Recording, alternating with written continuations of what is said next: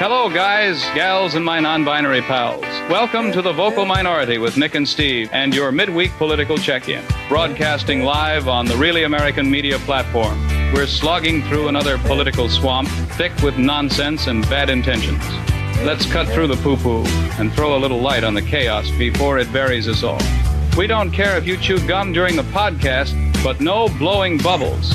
Alrighty then, without further ado, here's Nick and Bubbles. Steve. Holy moly. Take it away, gentlemen. Welcome one, welcome all to The Vocal Minority with Nick and Steve. Guys, gals, and our non-binary pals, welcome to the program.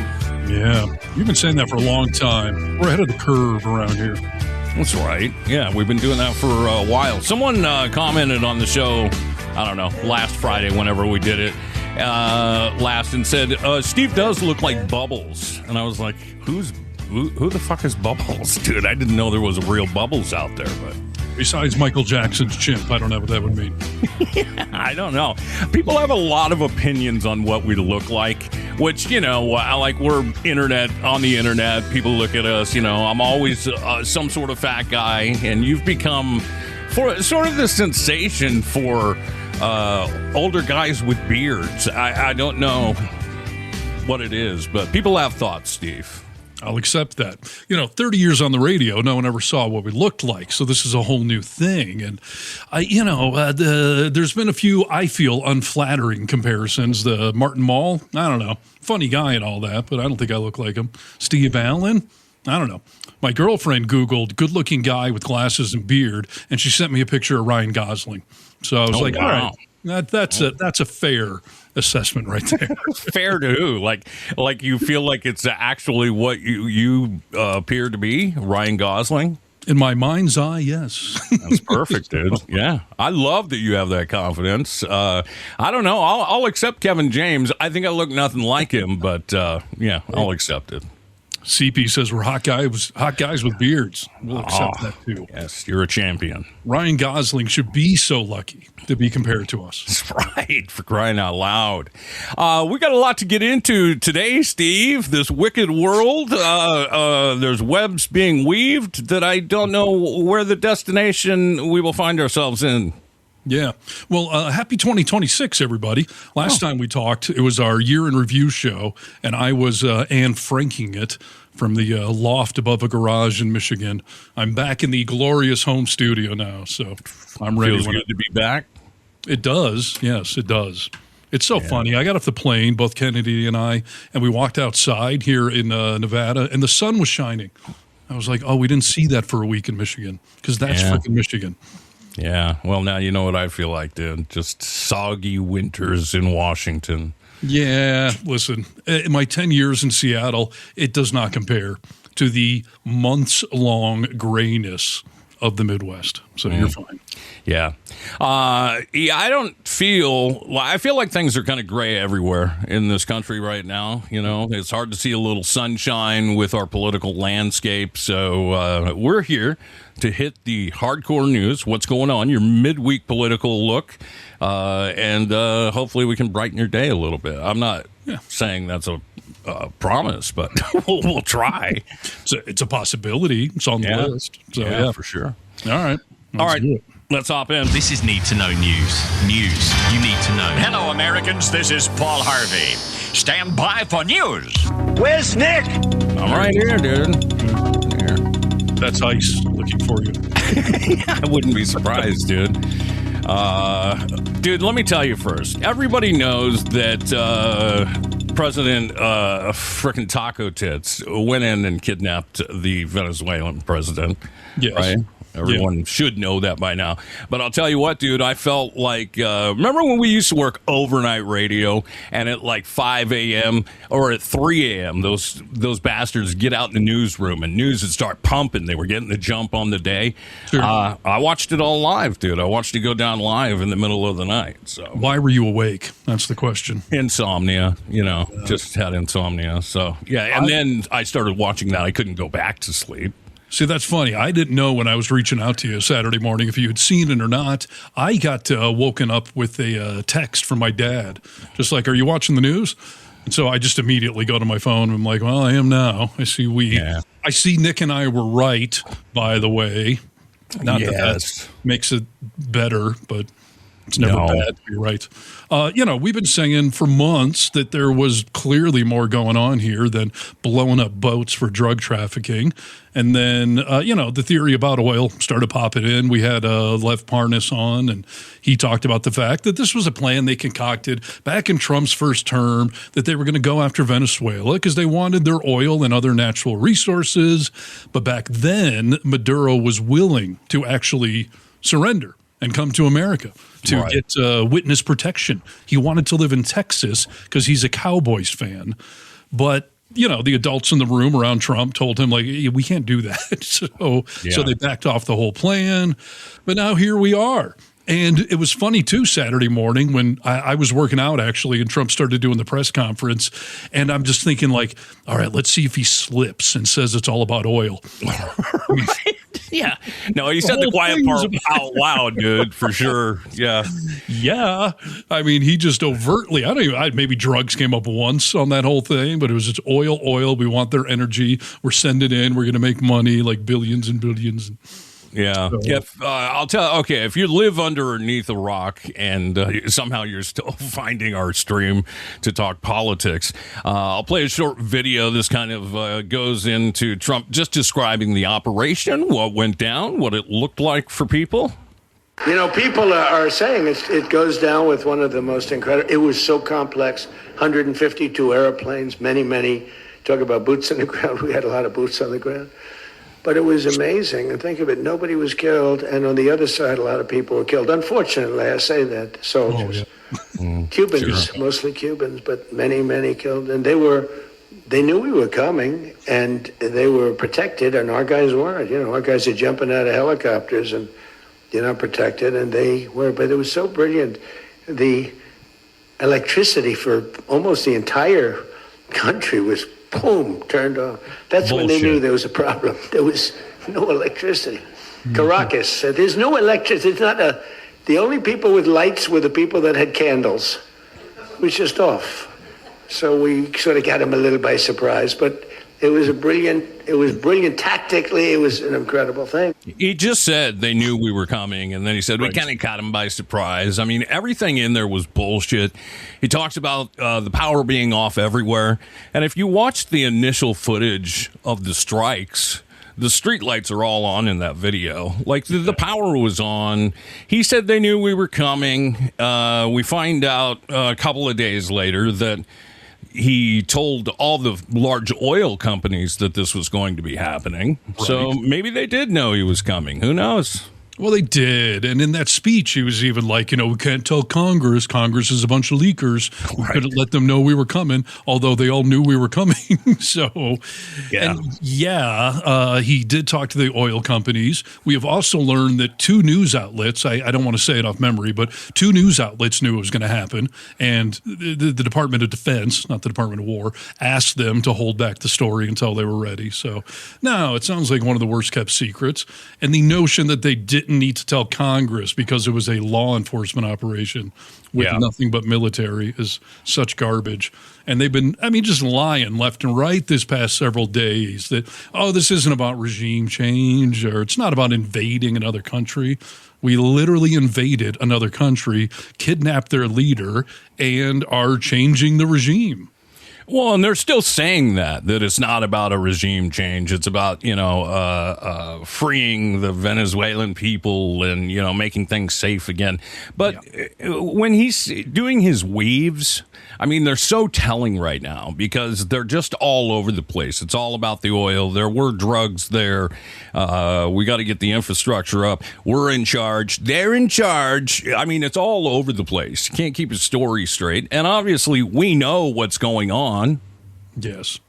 Here's a question in the comments I'd like to address. Hi, quick question. Not American, but why do you call yourself Americans? Is that a trick question? Not American, but why do you call yourself Americans? Like geographically speaking, you don't know why we call ourselves that, or you don't know why we still would go by that title anymore? Like we would be ashamed or something? I don't know. I'm not totally sure what that means. So, clarify if you'd like, but, love us or hate us, we are Americans. We are here on Really American Media. Like, I'm not going to give up on the American flag or being called an American or being a patriot, being really American. That's what the channel is about. Like, if you're really American, you actually believe in the Constitution and due process and the rule of law. Like, that's what being really American is. And it's the only reason we're here. I mean, we went through a first term with this asshat and had ideas of leaving this country, going somewhere else, but hey, when this one popped up, we said, hey, we can't go anywhere, dude. I mean, who are we to leave and not make the fight happen right here on the front line? So absolutely. And just to address real quick, I keep seeing a lot of people this past several days say that, guys, Maduro was a bad guy. How come you're not in favor of this? Like, I can walk and chew gum. There's two different things going on here. I don't think Maduro is a good guy. I don't think he was doing good things there. No. But, I can make the same case about America right now, that our leader is not a good guy, that he's exploiting, America's resources. He's lining his own pockets. He's defying the Constitution. Yeah. But if England invades or Canada invades and kidnaps Donald Trump and Melania, half this country probably would be in the streets cheering, and I'd probably be out there with them, but it doesn't make it correct or legal. The ends don't justify the means, and that seems to be Trump's mantra. Ends justify the means. He's doing it very judiciously. I don't think he knows what judiciously means, but you're 100% right. I'm not saying we're fans of Maduro, but this just isn't how you do something. It's like you wanting to get your kid to behave, so you abuse them, physically to get them to behave. Like this is not how it's done, dude. It's not how it's done. So. I'm just going to follow up. I'm starting to think this guy's a troll. Just one last comment here. Do Canadians all call themselves Americans? Typo, I think there. No, yet they also live in the Americas. Listen, I understand the continent is North America, Central America, South America. Canada doesn't call themselves Americans because their country is called Canada. Our country is called the United States of America. Yeah. So that's why we say we're Americans. Like, I don't know what the game is, but we'll just put that out there. We're done with it. So, like Steve said, we called him talking way before all this happened. We said, it's obviously about the oil that started trickling in. And, this is what he said just, I think this was a day after. So here you go. Next 2 weeks, what do you need from Delcy Rodriguez? You've threatened Delcy. Total access. We need total access.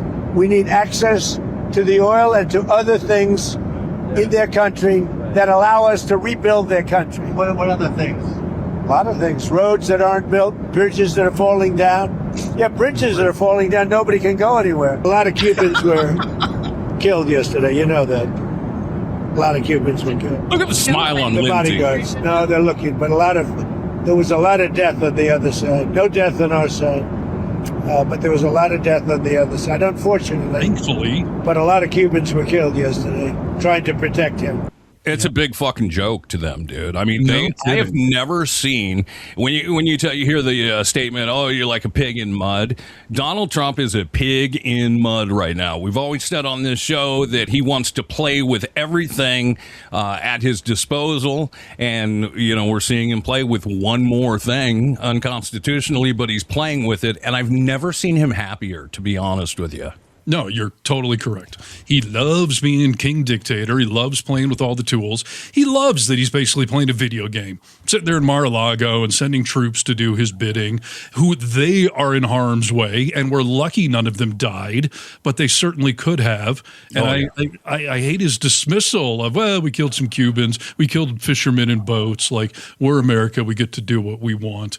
And what the fuck is he talking about? We're going to rebuild bridges and roads, and how about we do some of that here in America? What happened to America first, make America great again? Yeah. And I'm happy that some MAGA are denouncing this, but most of them are doing the old mental gymnastics to figure out how this somehow is in our benefit. Got a bunch of mental Simone Biles around here, dude, because it is nuts to see where we come from with Trump and his campaign promises. Promises made, promises kept. And this is definitely not on the list. These whole 8 months. Where are we? What month is this? Are we in January now? Yeah. Okay, so this whole time that he's been in office has not been the exact promises kept. This ICE thing didn't go down like he said it was going to go down for rapists, murderers. We're going to get the bad people out.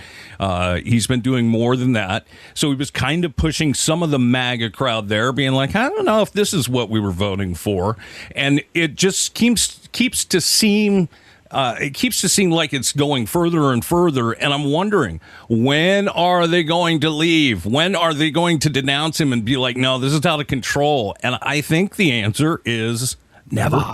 Never. That's completely the correct answer. And didn't Trump say in that speech on Saturday that, we're going to profit off this?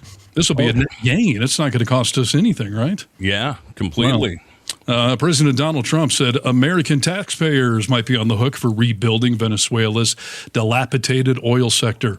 On Saturday, we obviously invaded. He said we're going to make a bunch of money. The raid was a culmination of a months-long campaign of aggression against Venezuela as the Trump administration bombed several boats originating from the country, seized 2 oil tankers. Trump maintained the boats were carrying drugs. However, on Sunday, the president explained that he is just interested in Venezuela's oil reserves. So, like we said, not hiding it at all, but he has gone from the oil companies are going to pay for it to they're going to pay for it and then we're going to reimburse them. Yeah. And then what? Hope to get paid back down the road. And by the way, every expert I've seen has said it's going to take years to rebuild their oil infrastructure, let alone bridges and roads and everything else. Yeah, I don't know. Is 25 years for an oil infrastructure old? I keep hearing that. Oh, this is, 25, 30 years old.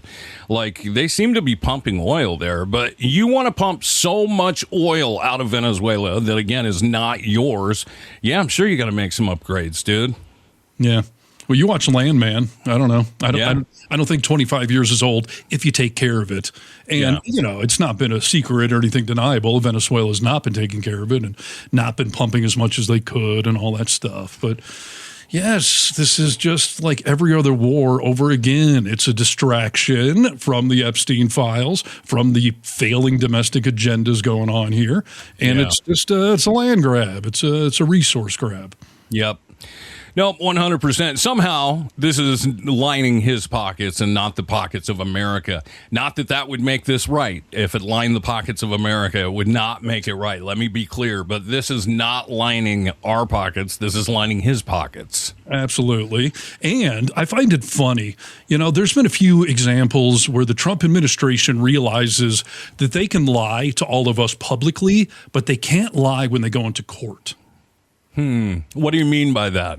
Well, they can just make up whatever they want from the pulpit, on a press conference. But they know when they go into court that they cannot lie under oath. They cannot submit false documents or make misleading statements to the judge. Like, they have to play by the rule book when they're in court. And we just, there are checks and balances in the court system. You're supposed to, yes. Yeah. Well, in theory, yes, but there is accountability. A judge can fine you or lock you up or throw your case out because you're lying about stuff.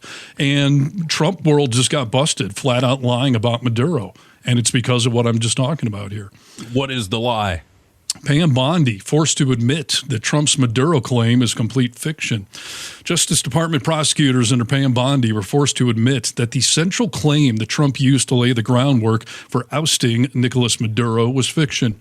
The president for months has promoted the claim that Maduro was the leader of a drug cartel called the Cartel de las Soles. He brought them up in that press conference on Saturday. Now, DOJ prosecutors say the organization does not exist. Prosecutors still accused Maduro in a New York courtroom yesterday of participating in drug trafficking, but they distanced themselves from this claim that the Cartel de las Soles is an actual cartel, and it does not appear in any of the documentation that they submitted to the courts. So fucking stupid, dude. It's so stupid. I mean, you know what I was commenting on, Steve, is we've obviously seen lies told in court for the last 10 years, but it's most of the time, even last time Pam Bondi was questioned, she can get around just kind of filibustering, talking about different stuff and not answering the question. But when it comes to just outright lying, this is a fucking huge one, dude. Just making up some, Yes. fictional organization. That's crazy. Yeah, no, spot on. So, yeah, like I said, a classic example. And also today, the United Nations has finally weighed in because we heard over the weekend that the UN would start to investigate this because it does seem to be a violation of international law, right? Yeah. Well, United Nations chiming in today. The world community must make clear that the U.S. intervention in Venezuela is a violation of international law that makes the world less safe. This is from the Office of the United Nations High Commissioner for Human Rights. New today. Amen, dude. Violation of international law has made the world less safe. That's the United Nations. Yeah. And I'll take it from them, dude, way before I take it from this orange clown or any of his cronies. Yeah. And I don't want it, but I'm waiting for some backlash, for some terrorist attack, domestically or, soldiers being attacked abroad. I mean, there's going to be blowback. There always is. Did you see the Iranian banner that was put up on a building? There are some vague threats coming. Look at this banner, dude. Okay, here. Watch out for your soldiers.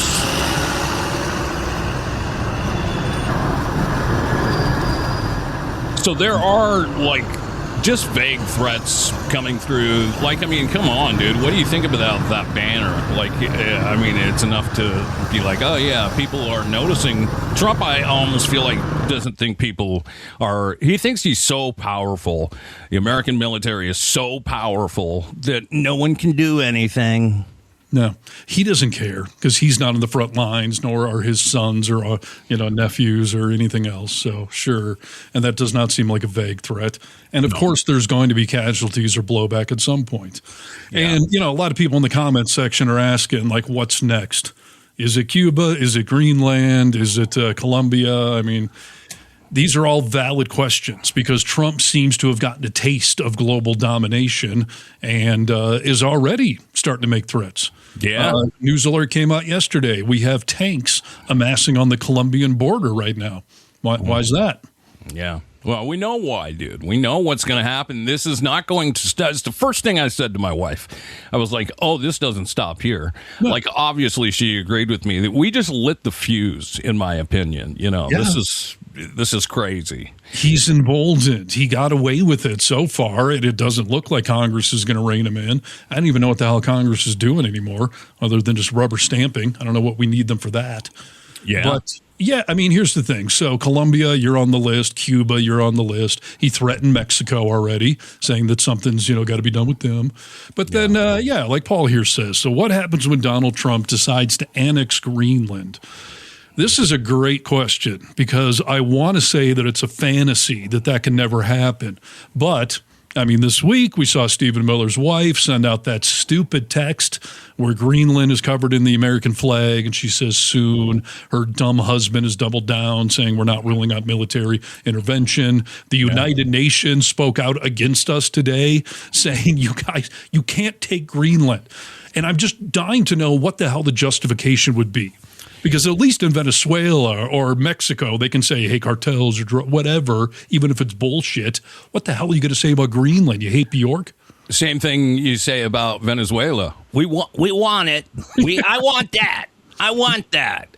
Trump was asked, obviously, about Greenland. And look at the way, Lindsey Graham sitting by him. What a little lapdog that Lindsey Graham has become to Trump. But look at them. They just look like they're having a good time, joking, laughing. And this is a serious question about Greenland. Yeah. And on Greenland, On Greenland now? Yeah, we're on Greenland. How did we come up to Greenland? So, do you expect to take an action against Greenland? Well, I don't want to talk about Greenland. Let's talk about Venezuela, Russia, Ukraine. We'll worry about Greenland in about 2 months. Let's talk about Greenland 20 days. On Venezuela, we talk so much about energy. By the way, I will say this about Greenland. We need Greenland from a national security situation. It's so strategic. Right now, Greenland is covered with Russian and Chinese ships all over the place. We need Greenland from the standpoint of national security. And Denmark is not going to be able to do it, I can tell you. Okay, first of all, Bjork is from Iceland. That may be true. But she's standing up for Greenland. Okay, she's been all over the news several days. Secondly, the reason I say it's bullshit that we need a first, national defense, we do. But we already have a military base there. We already have a cooperative agreement. Denmark, who runs Greenland or whatever, has said, you guys want to expand your presence there? You want to build out the base? Go ahead. We're not stopping that. But stop saying you're going to take it. Yeah. Fuck. I mean, is that a bridge too far? Would people finally freak out if we invade a peaceful country that has done nothing to us, is not trafficking fentanyl? Not that Venezuela is, but I mean, what the hell? I think the truth of the matter is that some people would freak out, and hopefully most of us would. But there's this population, dude, that doesn't care. There's this population. I love the poorly educated, the people that never voted before until Trump ran for office, that think this is a board game that we're trying to win somehow globally. Yeah. Now, Lindsay here, he's just blowing smoke out of his ass again. Maybe, but he's been bringing this up since he got into office. He keeps bringing it up. I feel like this is the classic, like when someone tells you who they are, you should believe them.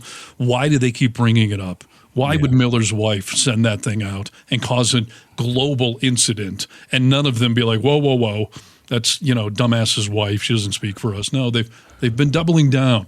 And for Trump to say right there, give us 2 months, we'll talk about it. Maybe 20 days, we'll talk about that. Like, they are not backing off of it. No, they're not. And think about it, whether it's a distraction or not, we still haven't seen the Epstein files, by the way.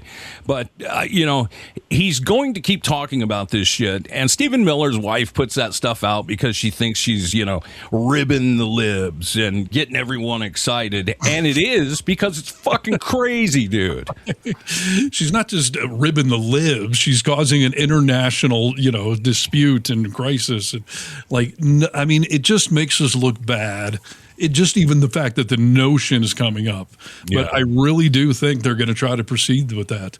Whether they actually invade the country or not, they're going to try to take it over. Like, I don't think they're bluffing about any of this. No, I don't think they are either. When this happened, obviously, in my lifetime, I haven't seen anything like this happen, right? where we go do this. But we've seen it happen in Europe. I believe it was a guy named Hitler that started trying to take over. In my lifetime, though, I've never seen it. So I thought to myself, well, what does that mean, Because like I said, I was watching this right when it happened. And then I thought, like, who's going to run their country? Like, So, here's Trump being asked about the VP, and he's been all over the place with his comments on the VP of Venezuela and how she'll take over and how she's not going to take over, and she'll take over if she listens to us completely. We need full access. Here he is being asked the question. You said that she would face the same fate, if not worse, than Maduro. But it sounds like you're talking to her on the phone and wanting to work with her. My people are just the same thing. Are considering her in power. Can you just clarify where you stand on Delcy Rodriguez right now being in power? I don't have to tell you. I just say that she will face a situation probably worse than Maduro. Because, Maduro gave up immediately. So she could also... He raised his hand, he gave up. He raised his hand and gave up. Yeah. So, if she doesn't do exactly what we tell her to do, she'll suffer the same fate. So it is possible that he'll do this again to Venezuela. Absolutely. And if the bar here is Maduro is a bad guy, there's lots of bad guys all over this planet. So, I say all or nothing. Either let's go globally and just blow up every bad regime there is and just make, the 51st state, the 52nd. Let's just take over the whole goddamn planet, or knock it the fuck off and follow international law. And by the way, what happened to international coalitions? Like, if Maduro was really that bad, like, we would have gotten other countries on our team. There would have been massive sanctions and all of this effort to avoid a war. And remember when we invaded Iraq, or was it Iran? Iraq? W went on TV and was like, hey, we're about to come after you guys. Yeah. So you may want to get out of the major cities. Like, you don't just surprise attack somebody one random Saturday morning after you've been, nonchalantly blowing up boats and pussyfooting around the topic.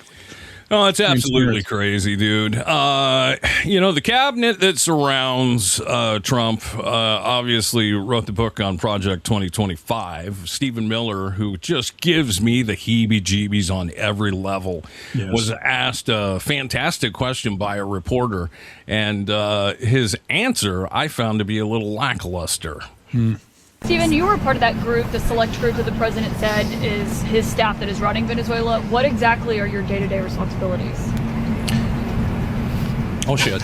Satan. The President of the United States has asked Secretary Rubio, who also happens to be his national security advisor, to directly, of course, under the president's close guidance and direction, to be the lead on this process. But obviously there's many other elements involved. You have energy policy, treasury policy, financial policy, military policy. So it's a big team, a group of people. Everybody's working great and closely together to get under President Trump's leadership. What are you specifically doing? What are you specifically doing? I make a habit for not to talk too much about myself. I'm just happy to serve on this incredible team on behalf of President Trump, do whatever I can to support the president's agenda and direction. Yeah. As Dragon Blue says, demon in a skin suit. Yes. I think that's what his, plaque on his desk says. And by the way, he and his wife are perfect for each other. She is a terrible human being. They talk about like resting bitch face. She's just got permanent bitch face because she's a flat out freaking bitch. Yeah. And I use that word very, ill frequently. But when you earn it, I will call you that. Yeah. Steven is a fucking bastard asshole, and his wife is, right on par with him. Yeah. No, 100%. I mean, they're just bad people. There's no two ways about it. We talked a little bit when we were opening the show about the fact that are there some MAGA people calling this exactly what it is, illegal, complete bullshit? I guess there are. Gutfeld, that's the guy on Fox News that is supposedly a comedian, but he does a sit-down talk show. Yeah. He had a Fox News contributor on his show with him, and I thought this was an interesting conversation. Some people might be feeling a little bit of whiplash here, given that Trump spent 10 years railing against U.S.-led regime change war. His own director of intelligence, as recently as 2 months ago, was railing against regime change war, and then he does one. So it's just a regime change. The regime is still there, as far as I know. The vice president. Let me get this straight. We go to a country, we capture their leader, we bomb it, and then we say, we run this country now, and that's not war. But when they say send cocaine over here that people are willingly snorting, that is war. Thank you. I think that doesn't make any sense. It does. No. We went in, took him, bombed the country, and said we're in control of it. That's regime change war. That's a guy being like, that's like a guy being like, hey, I did bang all these other girls behind your back, but I didn't cheat. You can call it whatever you want, but it is what it is. Talk dirty to me. All right. Yeah, nice point. But I mean, talk about the mental gymnastics. And I've heard others say, no, it's not a regime change. We just arrested the bad guy. We invaded the country, we kidnapped him, and now we're going to run the country for some amount of time, probably. I mean, months would be optimistic. This will stretch on for most likely years. So, of course, and he said he's going to arrest the new president. He said the opposition leader, the one, the Peace Bride, no one respects her. If this is not regime change, then what in the holy hell is it? I said to my brother, who's MAGA, guys, I said, like, you're good. Are you good with this? Like, I asked him. Yeah, what did he say? What do you think about Venezuela? And he was like, what are you talking about? He didn't even know about it on day one. Wow. Okay. He was like, I haven't been watching or listening to anything. I was like, oh, go check it out, and I'll call you tomorrow. I want to know what you think about it. It's part of why they did it over the holidays, because a lot of people were not paying attention. Yeah, completely. He was like, he was just trying to, make small meat out of all of this. And I was like, what are you talking about? First of all, we'll talk about America first. First of all, we'll talk about no foreign wars, peace president. I'm the peace guy. This is what you guys have been praising about him. And there's plenty of examples of all of this shit that happened, of people saying, Trump saying exactly what he wanted to do when he was running for his first term, and he carried this into his second term's campaign as well. The world would be better off with Saddam Hussein 100%. And Gaddafi in power? 100%. Now, as far as Assad is concerned, what about the human rights abuses? Let's talk. Well, you don't think they're happening now? They're worse now than they ever were. People are getting their heads chopped off. They're being drowned. Right now, they're far worse than they were ever under Saddam Hussein or Gaddafi. And it all blew up around Hillary Clinton and around Barack Obama. It all blew up. Now, one thing about Assad, not a good guy. I understand that. We have to rebuild our country. Our country's falling to pieces. We have $19 trillion in debt. We have infrastructure that's a disaster. Our roadways still have that. And Maduro, not a good guy, but we have our own problems, right? Yeah. These are endless wars. We don't want to get into another endless war, dude. I feel like that's what we just did, but I don't know why not everyone in the MAGA crowd sees it that way. No, I mean, the MAGA hypocrisy knows no end. Whatever their dear sweet leader does, they will find a way to justify. I mean, it's truly insane to me. And like I said, he's been emboldened. He's not stopping now. He's not stopping here. So the question of the day is, is Greenland next? And yeah, just stay tuned. I don't think it's going to take very long for us to get an answer on any of that. Yeah, I don't think it's going to take very long to find all this out either.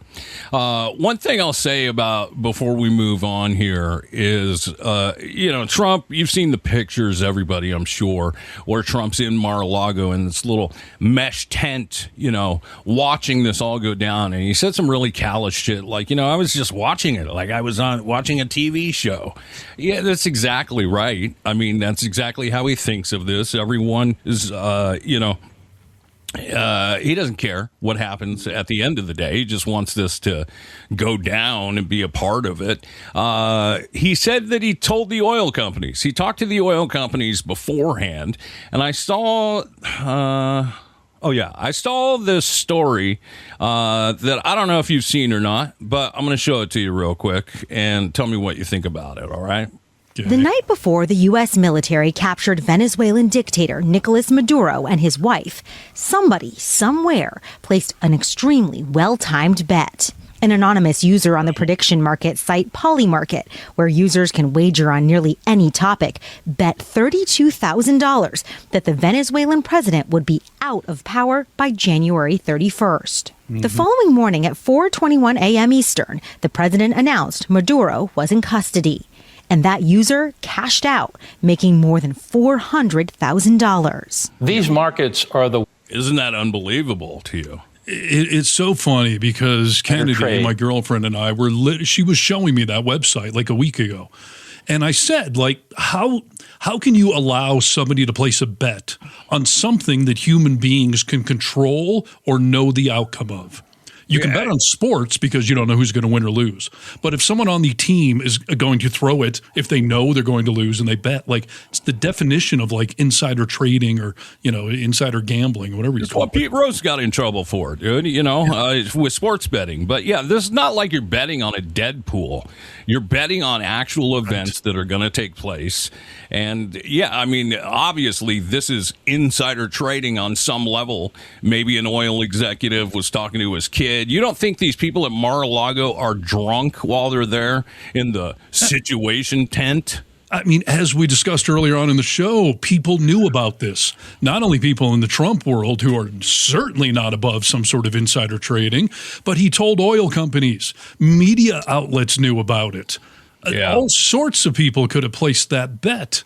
So, I mean, on one level, screw the company that's doing it because you're creating this stupid way for people to enrich themselves, but obviously not fair to the rest of us to want to bet on inane things like that. Yeah. No, it's crazy when you think, oh, somebody actually had that information and thought, yeah, I'll just put down everything I have. I'm sure it was not a rich person. Just I'll put my savings on because I know it's going down. Yeah, betting 30 grand. I mean, I don't know. That does sound like a rich person to me that was just willing to blow 30 grand. I mean, who's the poor person that somehow had the inside knowledge? Maybe some reporter, desk jockey at some newspaper outlet or something. But yeah, I just think like, if he told the oil execs and then the kid who was living in the house heard them talking and told a friend, like it could have happened to anyone, dude. Yeah. Now, that whole website, I don't know how that thing is going to be sustainable. There was another bet I saw, something about if Caroline Leavitt in today's press conference says some word, you can win money. Like, why would you not just go to Caroline Leavitt and say, like, I'll give you half if you say the word? Like, yeah, crazy. There's no accountability. This is the art of the deal. This is the art of the scam. They are coming up with every way they can to scam the system, to play the game. Like, it's crazy. It's freaking crazy. Hey, dude, but keep in mind, Trump is donating his salary. So, like, everything, he's the good guy, dude. I'm so sick of MAGA idiots say he's not even taking a paycheck. Which, first of all, I haven't seen the receipts for that. But even if he is, okay, he gave up 200 grand or whatever the president makes. Like, yeah, please. Yeah. And you brought up that war room pic. Did you, they tried to recreate the Obama where they were doing the raid on bin Laden and they're all sitting there in the war room. Did you see that fucking Twitter on the big screen in the background? Like these morons are flipping through social media while they're invading a country. Yeah. I mean, the tent that they're in, you can see like the serving staff through it. I mean, yes, the curtains, you can crazy. See they're in Mar-a-Lago doing all of this with who knows wandering around the thing. I mean, what a joke. He can't even take time off golfing at his house to go back to D.C. and do this the right way in a secure facility and all that stuff. Mr. Show Me Her emails. Yeah. I know you don't watch trash TV, but Netflix released another trash TV show that my wife and I jumped on board. I wish I could remember the name, but it's that trashy. But it's about women in Palm Beach. It's kind of a Real Housewives of Palm Beach, but it's different. It's not that franchise. But the whole thing is them talking about getting into private clubs, and they talk about Mar-a-Lago all the time. And all these rich fucking people talk about how close they get to Trump and Elon and how easy they have access to tell them what they want. It's a real deal. Yeah, no, it absolutely is. I mean, we saw in his first term him showing war plans to a Chinese, diplomat or whatever in front of everybody. Like, it's crazy. Yeah. So pulling out classified documents that he had. Remember in the bathroom, he was like, "Look at this, it's crazy." Yes. All right, listen, we could talk all day about this topic, but it is January 6th today. 5 years ago today was one of the most outrageous things I've seen in the history of our country. And 5 years later, of course, Trump has pardoned all these people. They have tried to whitewash the entire thing, claim this was just a little protest that maybe got a little out of control. Yeah. I mean, it's absolutely shocking. And I'm a little irritated that most media outlets are kind of letting him get away with it. Well, it's that thing where, we've talked about it too much, Steve, are you, it's like Epstein. You're still talking about this, and he still says the same shit about it. So I don't know what to tell you. I mean, it's the repetitiveness. It's the branding. You say something over and over and over, and people just start to accept that, yeah, okay, maybe it was a little out of control, or maybe it just, was some peaceful protest bullshit. But, in recent months here, you and I have unfortunately, shockingly, been saying that Marjorie Taylor Greene got kicked in the head by a mule or something and is saying a lot of things that actually, make sense. Yeah. And I should now call her former Congresswoman, Marjorie. That's right. Taylor Greene. Yeah, because she this is a resignation day. Is that true? I believe so, or it was yesterday, but either way, she's former now. Now, I believe as of today, she's former. But I'm happy to announce she stuck her foot back in her big dumb mouth today. Oh, good. I didn't hear it. Yeah, so let's see. Former Congresswoman Marjorie Taylor Greene honored the rioters who stormed the Capitol building 5 years ago. She posted on X, quote, "I'll never forget going into the D.C. gulag in November 2021 and seeing the J6ers who were being held over 22 hours a day in solitary confinement, even though they had not been convicted and were pre-trial. They were broken men. Words can't describe it. At 9 p.m., unexpectedly to us, one of them fetched this hand-drawn American flag piece of paper and went up on the second level and held it high. And they asked me if I would join them in singing the national anthem. Their melodic voices, which combined their deep sadness and their unwavering patriotic conviction, is a sound I'll never forget." She called them patriots. She said that today? Yes. Wow. Tweeted it. Yeah, well, I mean, there's proof. I mean, good thing she's gone. For anyone who thought maybe she's fixed now and she's going to be reasonable, obviously not. So I mean, MAGA's the morons that every time they're like, "Oh, the Black Lives Matter protest, you guys burned down your city," which, out of dozens, if not hundreds of protests, one gets out of control and they fixate on that one protest in that one town, you guys burned a car or something. But yes, I mean, the absurdity of how out of control that got. And I just remember sitting there that day watching it live on TV, just thinking what in the holy hell is happening? Why won't anyone stop this? Trump, of course, back then said Nancy Pelosi could only one to call in the National Guard. But nowadays he calls them in for whatever he wants. I mean, yeah, I know to anyone watching this, the hypocrisy is obvious, but it was a shameful day. And it's even more shameful that we're just trying to say, tomato. Yeah, you're 100% right. I still talk to people that say it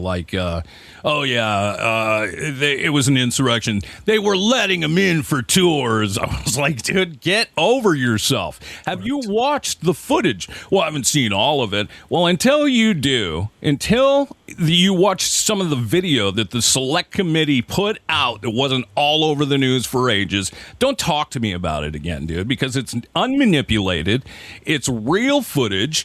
No police officers died. A couple have killed themselves after, but that's not that big of a deal. They would have done it anyway. The mental gymnastics are incredible. And Trump, the way he talks about this, it's reminiscent of how this he talked about it when all of this started. That's quite why frankly, I like being on. I'd much rather do live television than do non-live because, when they say, as an example in my speech, peacefully and patriotically to the Capitol, peacefully and patriotically.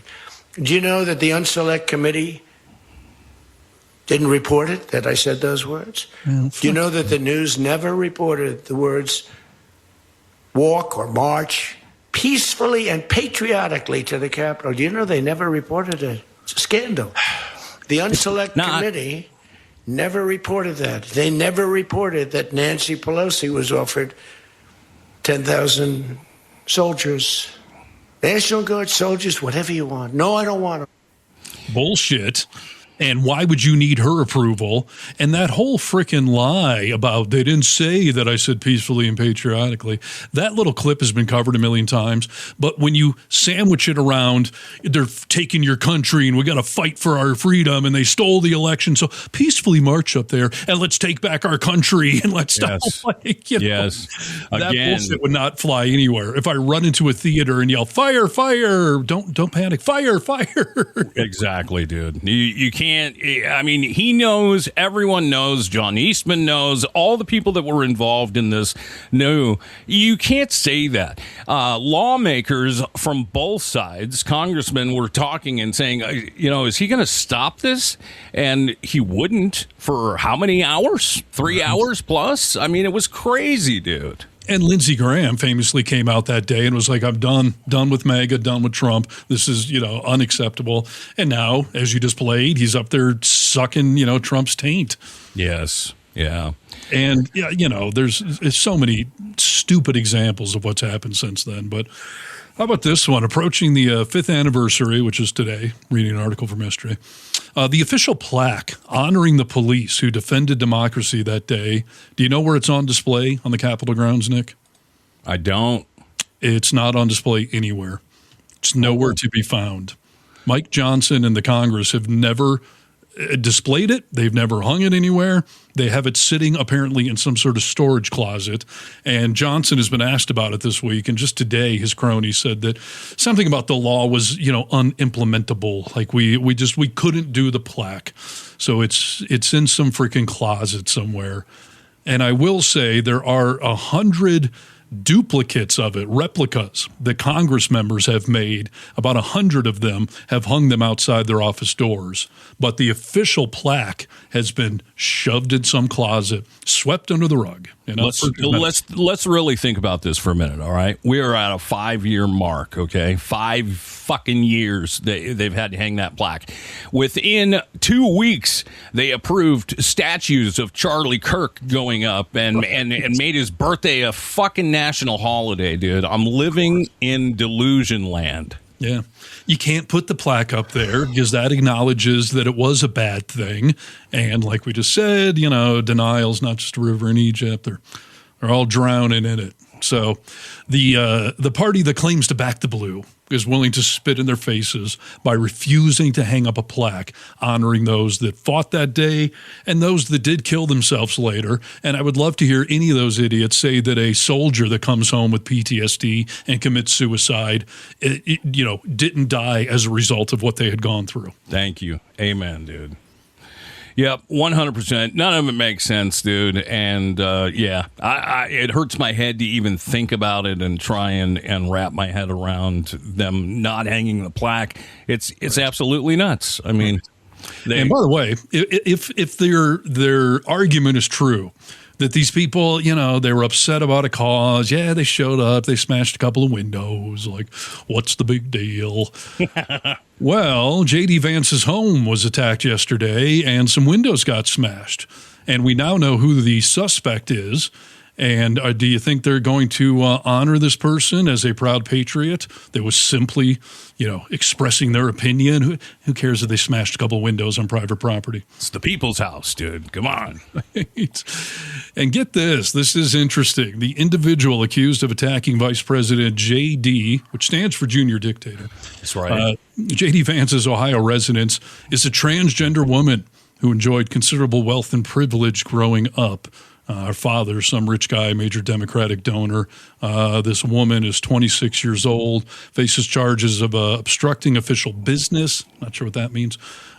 Which, by the way, was what the J6ers were also accused of. Yeah. Criminal damaging or endangering, J6ers, and criminal trespass and vandalism, J6ers. These are all things that they were accused of, but now we're supposed to accept that they're patriots or whatever. So is this transgender woman a patriot in their eyes?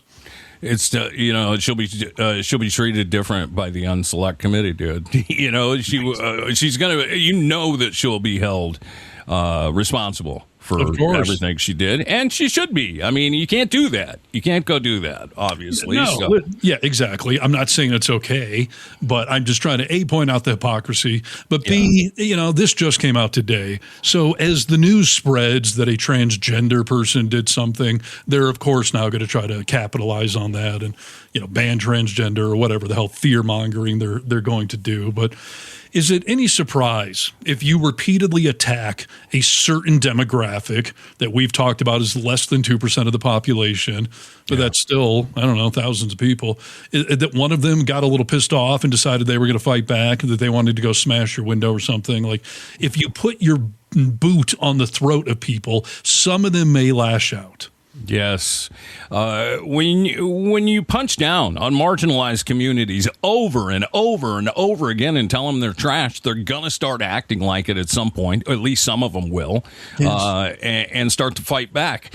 This is, while everything is going on right now with Venezuela and everything else, Trump, because of all of this, I'm assuming, is starting to bring this old comedy routine back into the spotlight for us. But the weightlifting, but no, the girl gets up. And you see, I want to be more, but I have somebody watching. I want to be more effusive. I want to really, What? But she gets it, and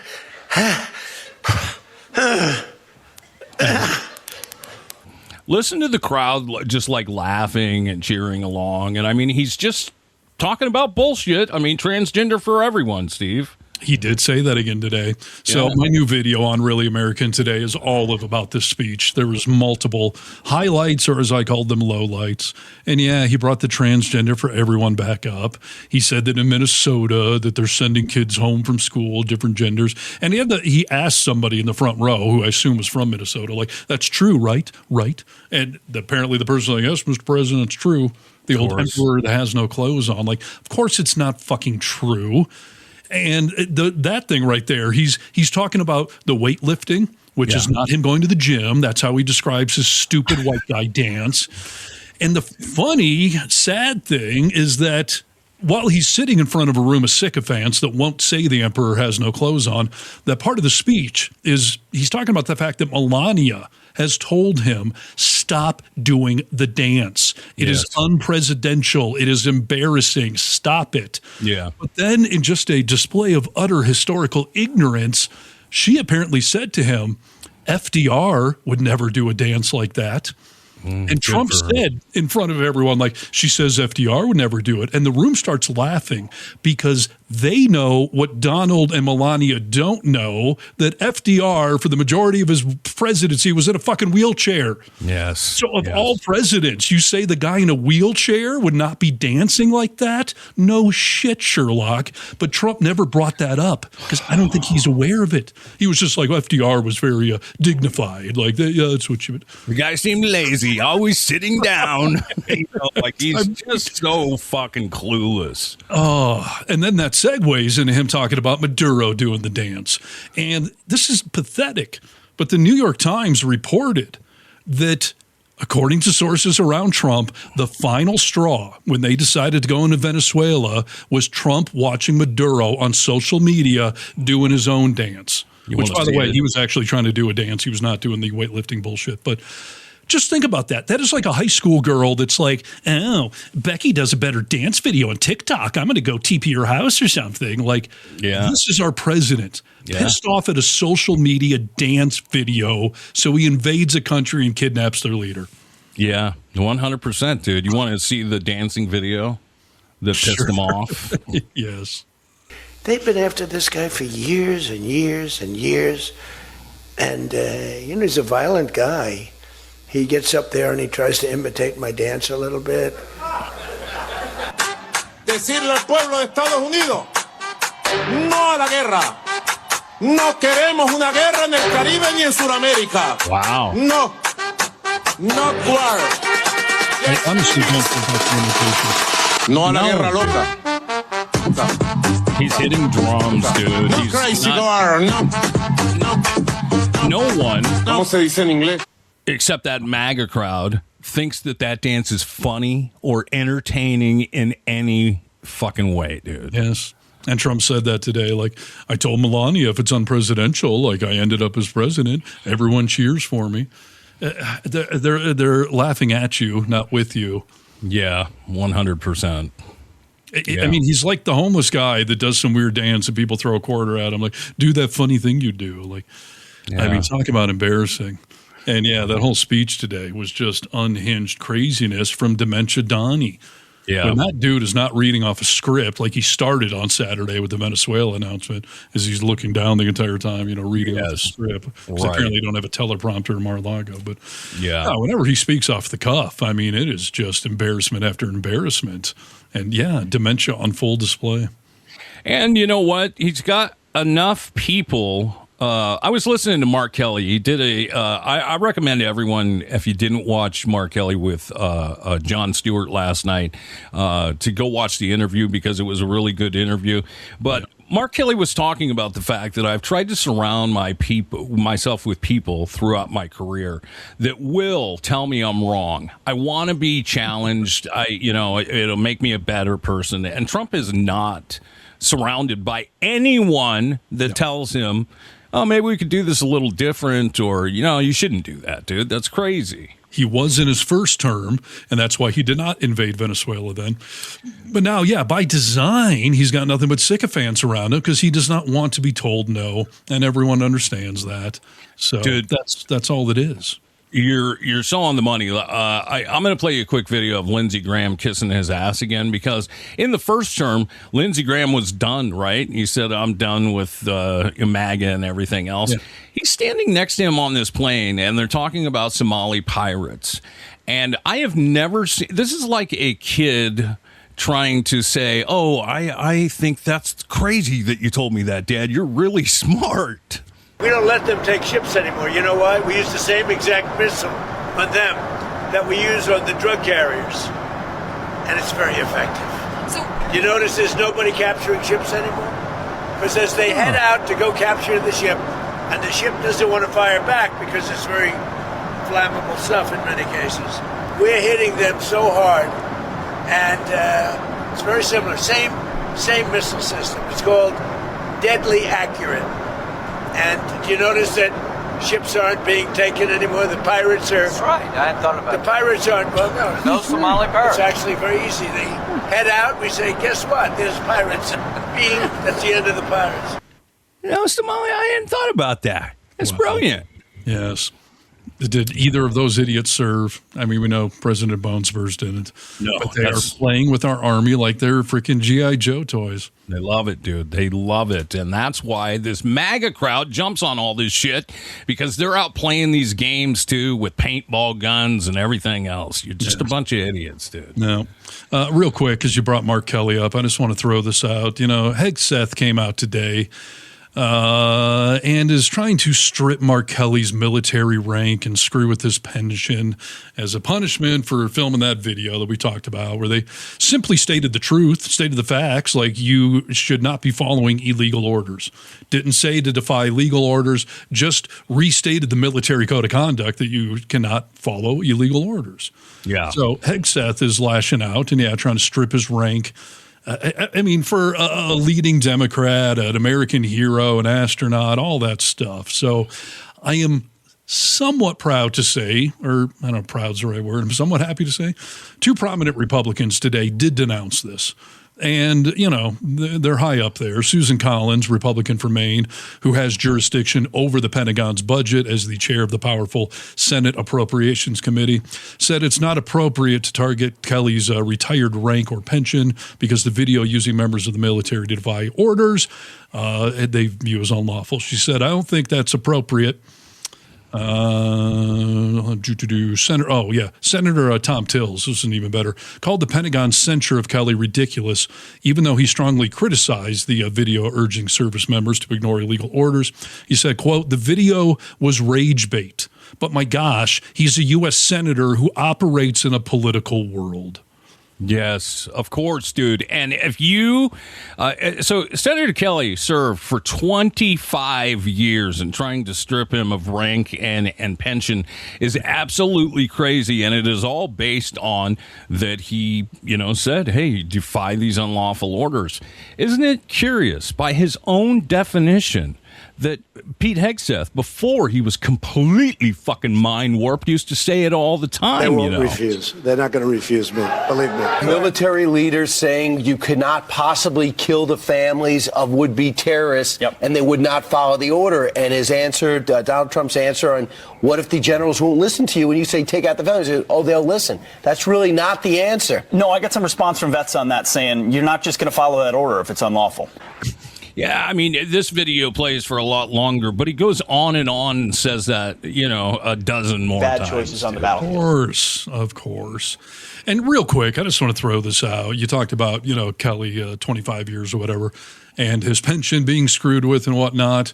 So when I was just back home in Michigan for the holidays, I was talking to some friends.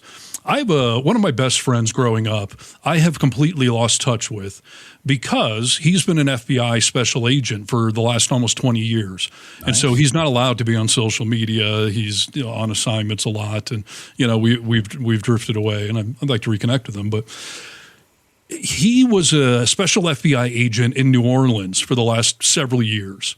He has 18 years in. At 20 years, he qualified for a pension.